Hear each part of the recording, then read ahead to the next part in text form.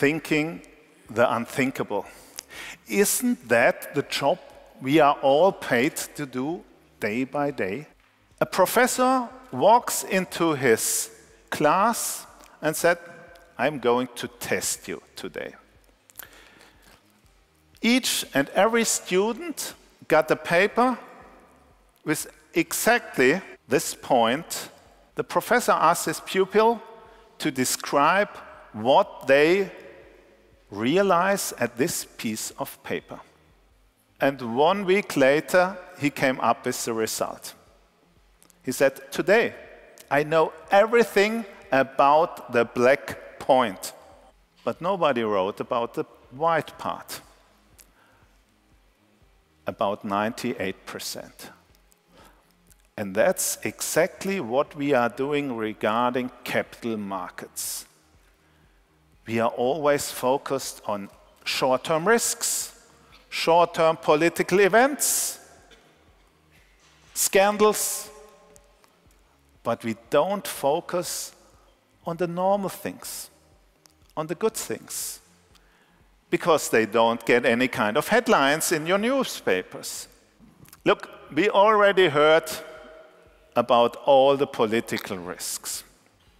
We know everything in Germany about Le Pen, about Geert Wilders, about Beppe Grillo, but hardly any German knows Mark Rutte.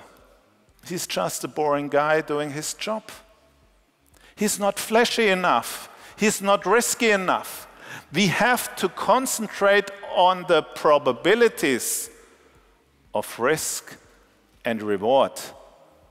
And I would argue the risk of a leftist politician and a leftist government in Germany are much higher than the risk of one of these three people to end up as president or prime minister. All the scandals.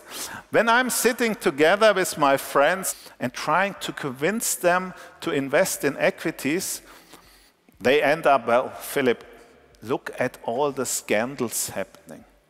Look at Volkswagen. Look at the banks. Look at the utility companies. And then I ask back, and what's about the 85% of companies just doing their job and performing brilliantly? You know certainly Warren Buffett. I would argue Warren Buffett is by far the best living investor. When Warren Buffett was born, the Dow Jones index was below 100. Today it's 21,000. It's all driven by inflation and an annual growth of returns and earnings by companies of 6%.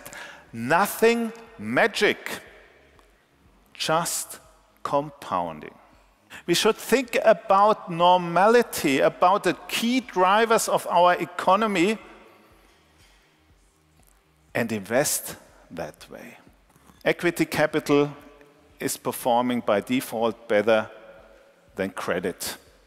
And last but not least, if you are investing in equities, in funds, you are not disturbed in the middle of the night because a toilet is broken at one of your interest rate houses.